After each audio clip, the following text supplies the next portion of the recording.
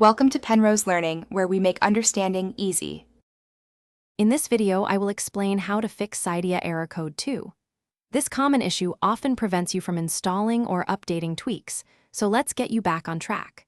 First, make sure your device has a stable internet connection, preferably Wi-Fi, and that your Cydia sources are completely up to date. A simple restart of your device can also resolve temporary network glitches before we dive deeper into Cydia itself. These initial steps are crucial for a smooth troubleshooting process. When Cydia Error Code 2 appears, refreshing your sources is a critical next step to try. Open Cydia and navigate to the Sources tab at the bottom of the screen. Tap the Refresh button, usually located in the top left corner, then allow Cydia to reload all its data.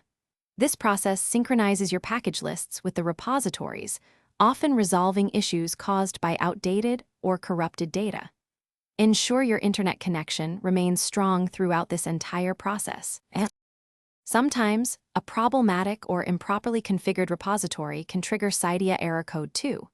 To address this, go to your Sources tab in Cydia, then carefully review each listed repository. If you encounter any sources that are known to be unreliable, or ones you added recently that might be causing issues, consider temporarily disabling or removing them. Tap Edit in the top right, then the red minus sign, and finally delete to remove the problematic entry. Re-add them one by one later to identify the culprit. A buildup of old package lists or temporary data can sometimes contribute to Cydia's Error Code 2. To help clear this, you can try cleaning up your package lists. Open Cydia, go to the Changes tab, and then tap the Refresh button to resync all sources.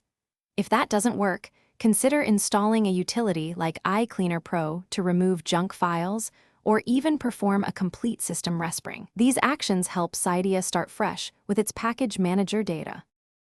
Thanks for watching. If this was helpful, leave a like and consider subscribing. See you next time.